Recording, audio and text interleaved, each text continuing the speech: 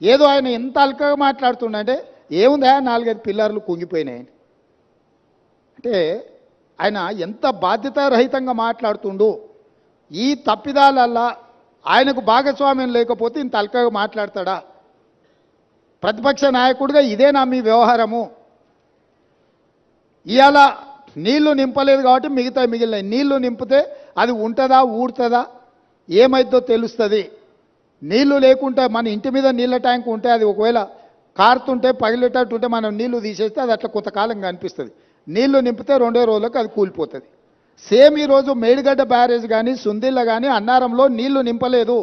నీళ్లు నింపితే పెను ప్రమాదం పొంచి ఉన్నది. నీళ్లు నింపినామంటే అంత కొట్టుకపోతుంది. ఈరోజు నీళ్లు లేకుంటే ఎండబెట్టినాం కాబట్టి అది అట్లా నిలబడి ఉన్నది. అది ఏ క్షణమైనా కుప్పగూలడానికి సిద్ధంగా ఉంది. మీరే కళ్ళతో చూసినారు. మేడిగడ్డ బ్యారేజు 1.5 మీటర్ దాదాపుగా 5 ఫీట్లు భూమిలోకి కుంగిపోయింది.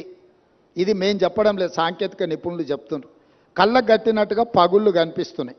కాంక్రీట్ స్ట్రక్చర్సు అంత వర్టికల్గా క్రాక్స్ వచ్చి ఉంటే దాని ఒక చిన్న సంఘటన కింద ముఖ్యమంత్రి గారు మాజీ ముఖ్యమంత్రి గారు మాట్లాడుతున్నారు అని అంటే అసలు చంద్రశేఖరరావు గారి ఆలోచన చేసిన తప్పిదాలను కప్పిపుచ్చుకోవడానికి చేస్తున్న ప్రయత్నము ఈరోజు తెలంగాణ సమాజం అంతా గమనించాల్సిన అవసరం ఉన్నది. అందుకే చంద్రశేఖరరావు గారు దయచేసి రేపటి శాసనసభ సమావేశాలకు మీరు హాజరు కండి. శాసనసభ సమావేశాలలో బడ్జెట్తో పాటు సాగునీటి పారుదల శాఖ మంత్రి ఉత్తమ్ కుమార్ రెడ్డి గారు ప్రవేశపెట్టే శ్వేతపత్రము సాగునీటి ప్రాజెక్టుల మీద మీరు చర్చలో పాల్గొనండి. మీరు ఆ చర్చలో శాసనసభలో మీ అనుభవాన్నంతా రంగరించి కృష్ణానది జలాల మీద నిర్మించిన ప్రాజెక్టులను ఏ విధంగా మనం కాపాడుకోవాలి, కేంద్ర ప్రభుత్వం కొట్లాడాలనో మీ అనుభవాన్నంతా ఉపయోగించి సూచనలు ఇవ్వండి.